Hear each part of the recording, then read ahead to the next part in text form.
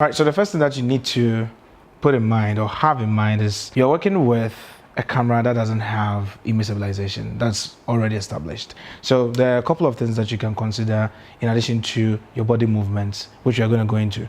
So what I want you to really pay attention to is the choice of lens.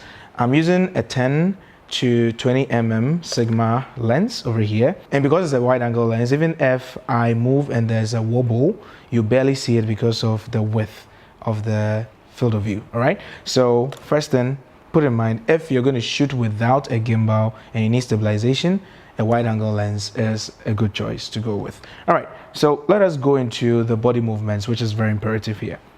The first thing that we're going to talk about is that you need to ensure that your hands are actually against your body.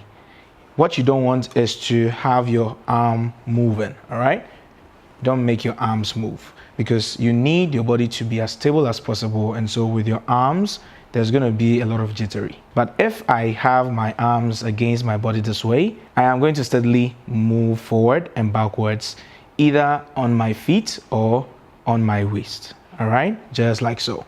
But if I want to move further, let's say push towards my subject, I'm going to have to plant my foot forward, 1 foot forward.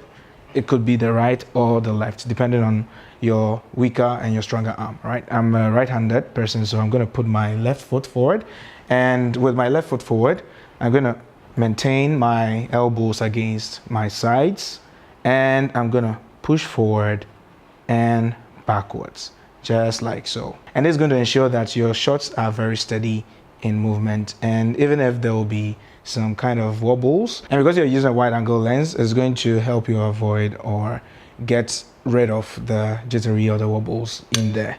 All right, so that's going to add on to the stabilization. So the next thing that I'm going to also talk about is we are going to look at how we can rotate and shoot in a 180-degree angle in that way, like a semicircle. All right, and this is kind of very tricky, because with this you have to make sure that you have your feet planted firmly down here, just like so. Okay, and once you have that established, you're going to, go this way a little bit and bend your knees. All right, so with your knees bent that way, you're going to rotate just like so, and you lean on one knee just like so, and you make sure that your arms are against your body first of all, just like the first step, and you rotate with your body, your waist.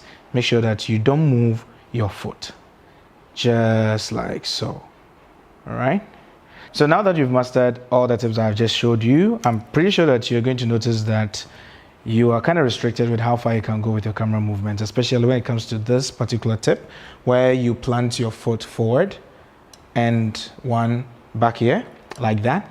And you notice that when you move forward with your elbows attached to your sides, you can't go as far. All right, so this time, once that you've mastered the movement that way, and now you barely handle your camera or move it with your arms, you can release your elbows from your body, and this time you can go further, right? But ensure that you're not moving your elbows as much. Okay, make sure that it eases in and ease out, just like that. And this is going to make sure that you have much more length and distance covered than you had with this. One bonus tip that I want to give you is that your frame rate should also matter to you. You can shoot with 30 frames per second, or you can shoot in 24 frames per second, depending on what you're going to use it for. But if you're shooting handheld, most often than not, you are going to find it very helpful if you shot it in 60 frames per second. Because when you shoot in 60 frames per second, you're going to be able to slow it down in post. And that's going to equally or additionally ensure that your shots are steady even more. Even if there's a wobble, it's going to make it very difficult to notice. And if you're familiar with Adobe Premiere Pro, then you probably know of the warp stabilizer. It's an effect that you place on your footages to ensure that you have steady, smooth shots.